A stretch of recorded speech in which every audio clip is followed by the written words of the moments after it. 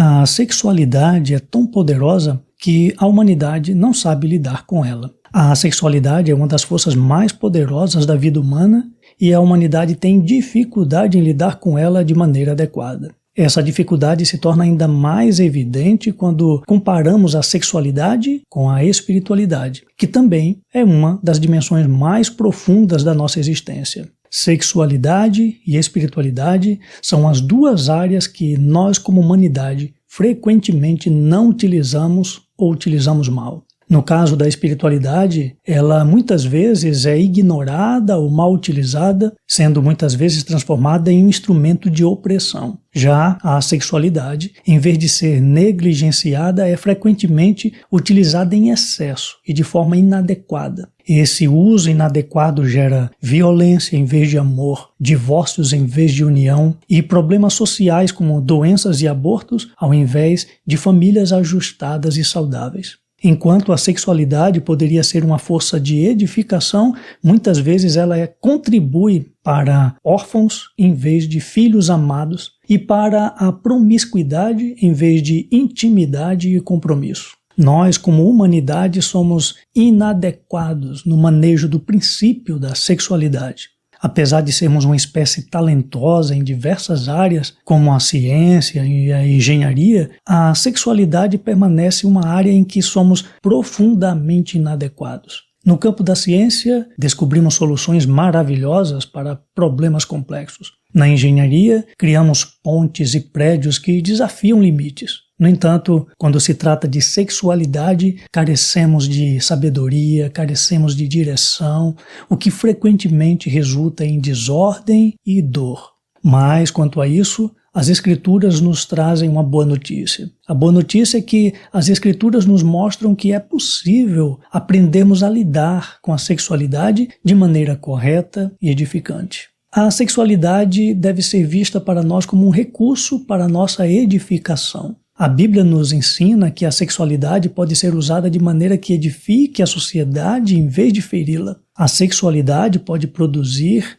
equilíbrio em vez de libertinagem ou promiscuidade, promover intimidade e compromisso em vez de caos e desordem. A sexualidade vivida conforme os princípios de Deus tem o poder de fortalecer as famílias e criar um ambiente que abençoe a sociedade. Então, para nós usarmos a sexualidade de forma adequada, nós temos que entender a sua natureza. A visão de Deus sobre a sexualidade é uma visão completa, o que torna diferente da nossa perspectiva limitada. A Bíblia nos ensina que Deus criou a sexualidade com um propósito específico e magnífico. Ele deseja que enxerguemos a sexualidade dessa maneira única dele, o que pode desafiar as nossas próprias noções culturais ou pessoais. Essa visão divina está revelada na Escritura em textos como Levítico capítulo 15, que trata dos rituais da purificação relacionadas a elementos sexuais, elementos ligados à sexualidade. Esses rituais possuem um caráter simbólico, cujo objetivo é demonstrar a revelação de Deus sobre a sexualidade e sobre o seu propósito original.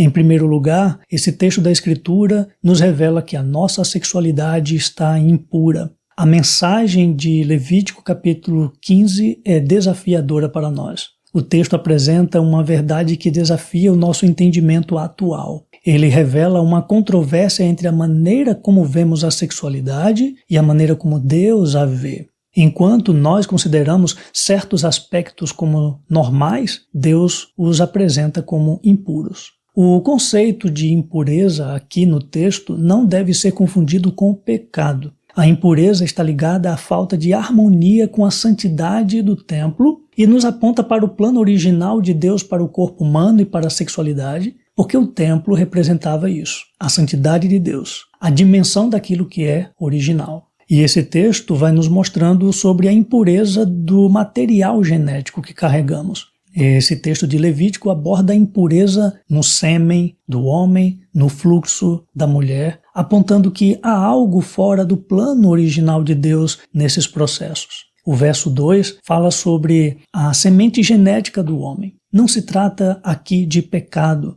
mas do ato de expelir o sêmen, a semente, seja de forma espontânea ou intencional, que é considerado, no entanto, impuro. Para a medicina, é claro que isso é visto hoje para nós como normal, mas para Deus isso caracteriza um desperdício. O plano original de Deus previa que a semente fosse utilizada no momento da relação íntima, dentro do propósito criativo divino, sem desperdiçar material genético. O verso 19 fala sobre o fluxo da mulher. Novamente, não se trata do pecado, mas de um processo que Deus não planejou como ideal. O fluxo feminino representa o descarte de um óvulo que deveria ser fecundado no contexto da relação íntima. Esse desperdício individual é considerado uma quebra do propósito original, embora hoje seja considerado como natural para nós. O texto continua desafiando a nossa perspectiva,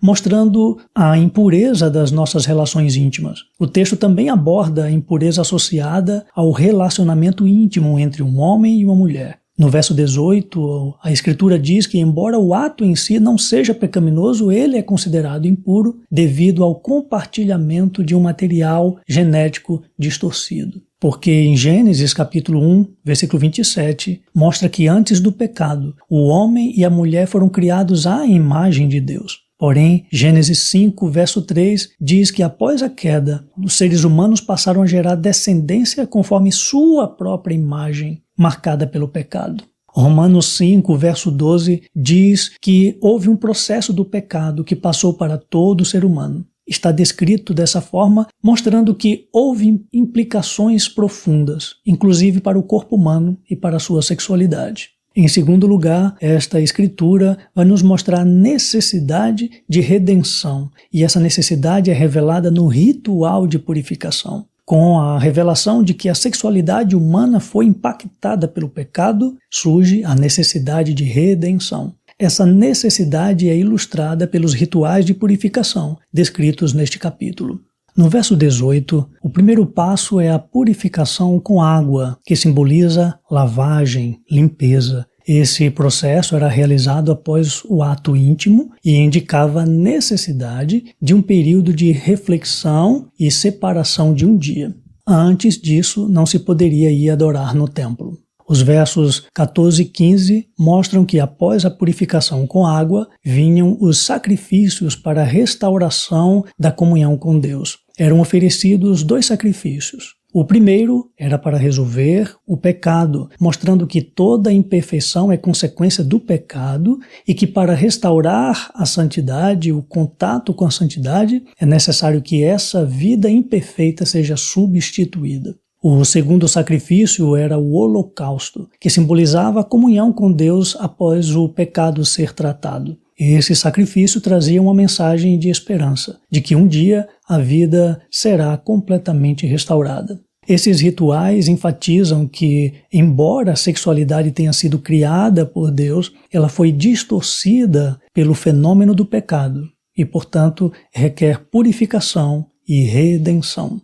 Esse texto nos traz mais revelações sobre a sexualidade impactada pelo pecado. O texto revela uma verdade essencial. Deus criou a sexualidade para refletir a sua plenitude e santidade, mas ela foi diminuída e diluída pelo pecado. A sexualidade foi originalmente projetada para carregar a imagem de Deus, mas a versão que conhecemos está distante desse plano. Pensamos que entendemos a sexualidade e a consideramos normal, mas Deus nos mostra que a realidade atual está longe do que Ele planejou. Portanto, é essencial que nós ouçamos o que Deus tem a dizer sobre a sexualidade. Somente Ele, como Criador, pode nos revelar o propósito original e nos conduzir à redenção.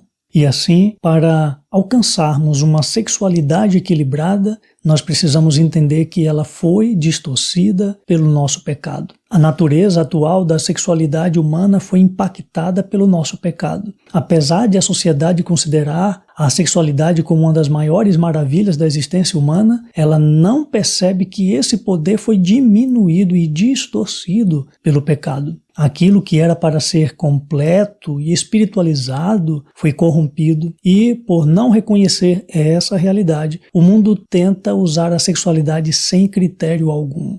Esse uso sem critérios não restaura o plano original de Deus, pelo contrário, apenas intensifica a distorção. Por isso, como cristãos, como seguidores do Evangelho de Jesus, não devemos seguir a sociedade em sua abordagem sobre a sexualidade. A visão do mundo está equivocada. A nossa visão humana está equivocada, pois não consideramos a revelação divina sobre o propósito desse princípio tão poderoso. Deus criou o princípio sexual para expressar qualidades divinas como completude, unidade, criação e vida.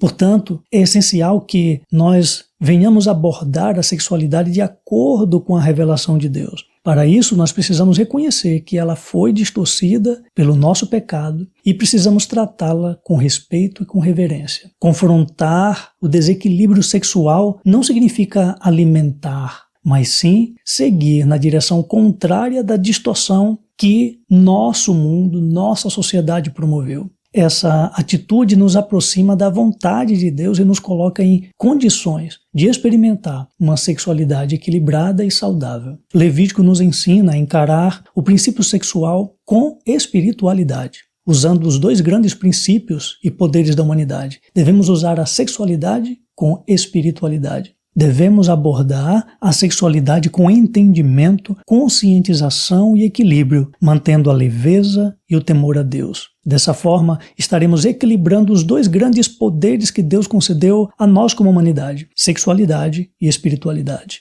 Somente a partir daí, podemos viver dentro do plano divino, honrando a Deus por meio de uma abordagem equilibrada, santa e reverente, usando o nosso corpo para a glória do Senhor e para a elevação do caráter da vida. Obrigado por assistir esse vídeo até o final. Se esse conteúdo foi edificante para você, clique no gostei e ajude dessa forma essa mensagem chegar a outras pessoas. Você que ainda não é inscrito no canal, se inscreva e você vai estar fortalecendo este canal e recebendo notificações das próximas mensagens. Obrigado, um abraço e até o próximo vídeo.